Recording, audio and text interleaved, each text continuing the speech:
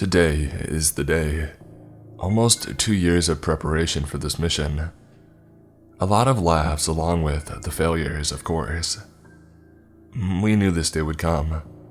But geez, did it ever sneak up on us. There are 5 of us set to this mission. We will be gone for 6 months. An expedition, scientific research. We loaded everything up earlier this morning. Our clothes and food had been packed for days. I am close with one of my crewmates, Purple. The others trained elsewhere. I have no hard time making friends, so I'm not really worried about that, so long as they keep up with their end of the work. After a long day of goodbyes, double-checking our supply list and going over our mission details one last time, we begin liftoff. We strap in and get ready for takeoff. 3, a deep breath. 2, deep breath. 1 last deep breath. Blast off. I feel the thrust as we begin to lift. I look around to my crew. All 5 of us simultaneously let out a sigh of relief. The first 2 days took a bit of adjusting. It's weird being in space. It's weird not being grounded. I haven't seen much of my crew, although we probably could have done a better job at introducing ourselves. Maybe tomorrow. It's been 4 days and nothing crazy has happened, although I thought that there would only be 5 of us. Last I checked, there were 6. I asked Purple about it, but he can't remember how many of us were actually assigned to this mission. I guess it's not that big of a deal. In case space is actually making me crazy, the astronauts on board are named Cyan, Purple, Red, White, Brown, and then there's me, of course, Black. Today, I'm going to document everything. I'm growing suspicious. Something is not right here. I am starting my day in cafeteria. It is the middle of the ship and by far the biggest room. There are 5 faded blue circular tables in cafeteria. Gross. Someone had left out a day-old pizza on the upper right-hand table. The whole crew starts here every morning. To our right is upper engine. To the left, weapons. My first task of the day is to swipe my card. That's an admin, which is forward and then to the right. I hurry to admin, while Cyan and Purple head right. Red and White head left and Brown stays in cafeteria. Admin is a tiny room. There are 3 desks with widgets at each one. In the middle of the room is the admin table, a layout of the ship with markers as to show the location of other crewmates on the ship. It is also the room where we regulate the ship's O2. I hurry to the end of the room and I swipe my card. An easy start to the day. My next task is in navigation. I am to check the wiring and fix if needed. Navigation is the head of the ship. There are 2 ways to get there. Back to cafeteria or down to storage. I picked the storage route as priming shields is another one of my tasks. We aren't supposed to do tasks out of order, but since no one is around, I don't think it's too big of a deal so long as they all get done. I head to storage and then right, passing communications. The static from the radio buzzes as I grow closer and then fades as I leave. At the end of the hallway is shields. I begin to prime the shields and see Brown pass by quickly. Hey Brown, how are the tasks going? He mumbles something incoherently and keeps on his way. Rude, but nothing out of the ordinary from what I've noticed the past couple of days. Check. Another task finished. I head up and then left to navigation. In the hallway before reaching navigation, there is a little box with a lightning bolt on it. I quickly unscrew the panel and begin to fix the wires. Blue to blue, red to red, and so on. The next wiring panel is in electrical. I decide to pass by cafeteria. On the way in, I download some data. Another one of my tasks. It is in the next room, weapons. The room to the left of cafeteria that I see it. White. His suit ripped in half. His upper half gone. A pool of blood where his stomach and head should be. I'm frozen in fear for a second and then grab my walkie and shakily report. Static. Black reporting. White, he's dead. All answer back hectically, cutting each other off like, where? What? How? We all meet up in cafeteria. Weapons room, I answer. I was alone. I haven't seen anyone except Brown. Brown interrupts and a jumble of words come out. I would never. I could never do something like this. This is inhuman. Red interjects. What are you trying to say, Brown? There is something among us. We all stare at each other in fear, suspicion growing. What do we do? Cyan asks. The fear in her voice unintentionally present.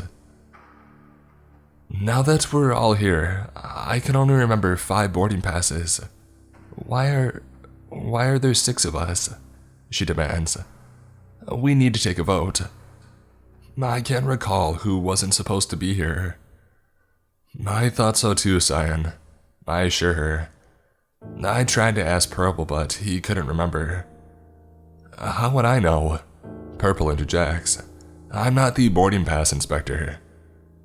A snappy response, but we all are uncomfortable and wary of each other at this point. One of our colleagues had just died. No, he had just been murdered. I didn't know who to trust at this moment. Let's just finish our tasks and get out of here. We can set course back to home once tasks are complete. But the mission... Brown scrambles out. Our mission is over, Brown, I say. We need to finish our tasks and head home. We decide to skip voting anyone without further information. We break away from cafeteria. I hurry down to storage and then left to electrical. I didn't see which way the others went. In all of the commotion, I forgot to look. What could have done that to White? The way the body was cut in half. Only an animal could do that, and where was the upper half? Stop, I can't keep thinking of it, picturing it. I see the little electrical panel and quickly unscrew it. The wires in this box are cut, like the first one. I patch them and close the box.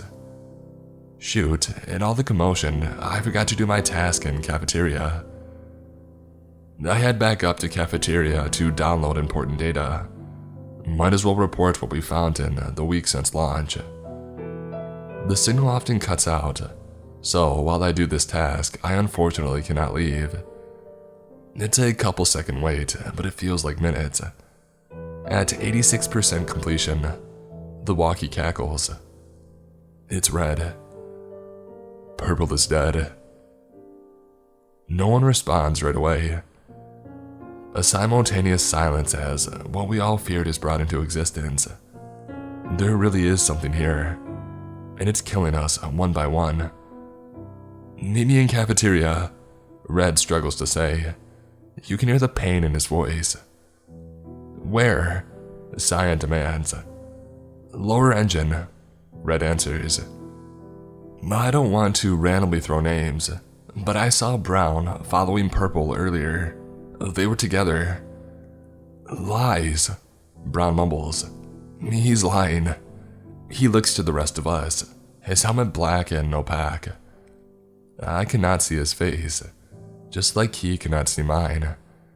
I can only hear his voice, but I am unsure if it is a voice that I can trust. He has to go, Cyan bursts out. If you saw Brown, then the imposter is him. We have to vote him out. Calm down, Cyan. I tried to calm her, but she wasn't thinking straight anymore. Vote him out! Vote him out! Vote him out! she screams. I'm not sure what to say. A vote, Red also demands. Okay. One by one we vote. Cyan and Red vote Brown. Brown votes Red. I vote to skip. Brown it is. Cyan rejoices. Red and Cyan throw Brown into the airlock and thrust him into space. I cannot speak. I can't believe this is happening. That this has happened. Cyan and Red turn back towards me. Cyan's helmet is also darkened. I cannot see her expression, but I can imagine it is one of relief. I look at Red, ashamed of what had happened. But his helmet, it isn't black. It's cracked. A long spiderweb of tongues comes shooting out. Both his hands detach and rip Cyan apart in front of me. I try to run, but it's fast. It inhales the top of Cyan's body and runs even faster. In seconds, it's on me. The spiderweb of tongues snap together into one sharp needle. It pierces my head, and its detached arms come at me from both sides. Swiftly, I am ripped into and digested the same as my other colleagues. Everything goes black. You might not notice, but the lights have been acting strange lately. Every time I try to flip them off, they just won't go off. It doesn't affect the electric bill, nothing. It's just strange. Anyways, my name is Jerry, and there has been this global phenomenon to where every hour lights go on and off. It happens probably 50 times a day, which means that over 50 people go missing each day. I have no clue how it's happening, but it just is. I have no idea if I'm next or not. I probably am. But it all started in November 2019. I was on a call with my mom saying that I was moved into my new apartment, but all of a sudden the lights flickered off. Weird, the lights are off, I said. Yeah, they are. It seems to be happening everywhere. My mom responded. What do you mean it's happening everywhere? I asked in a worried tone. It's nothing. Just make sure that you're safe at home. My mom abruptly stopped. Mom? I asked. Answer me. Mom, are you okay? I ended the call and I tried calling back. It went to voicemail. I don't know what happened to her, but I fear the worst has to come. I called my dad. Hey Dad, can you check on Mom? I asked. Sure, what's wrong, son? He responded with a questioning tone. Oh, well, I was on a call with her until she abruptly stopped. I have no clue what happened. I fear that something bad has happened to her, I told him. Yeah, sure, I'll check up on her. Make sure to lock your doors and windows. I don't want anything happening to you, he said to me as he ended the call. It's been a few hours since I have seen her talk to my dad. I hope that he has found my mother or that he is safe. I don't want to lose him. It's been a few months. Law enforcement cannot explain what is happening. The government seems to just be telling lies. The news is telling everyone to lock their doors and windows. I was watching the news right as I saw my dog, Joseph. He looked worried, with his tail going under his stomach. Something was not right. The lights flickered and then Joseph was gone. I don't know how to explain it, but he was just gone. I called his name over and over and even whistled, to which he would have responded with a bark. I now know what is causing it. The lights. It seems every time the light flickers, someone or something disappears. I don't know where they go, but they just disappear. I'll keep y'all updated. I need to check with my family. It's not the lights. It's something that is in the darkness. It comes out once the lights get turned off, and it takes someone or something with it. To where? I have no clue. How? I haven't figured it out yet. It is still unknown.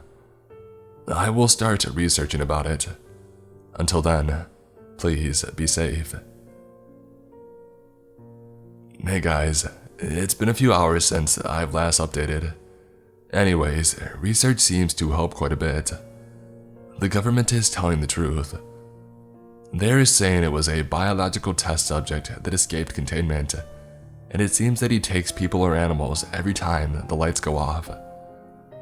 They said you need to have a flashlight to keep yourself from becoming a victim. I do have a flashlight, but I do not know what will happen if my flashlight loses battery. I screwed up. I was making dinner from the microwave with my flashlight on the counter. That was until I accidentally knocked it off of the counter to where it broke. It won't turn on. It's broke. It was my good flashlight. Now I have to resolve to the flashlight that is barely bright when turned on. I am next. I knew it would happen, I just could sense it. I'm being watched. Not by someone, but something. Whatever you do, do not turn your flashlight off. It isn't worth it. My flashlight is flickering. It is running out of battery. This is farewell.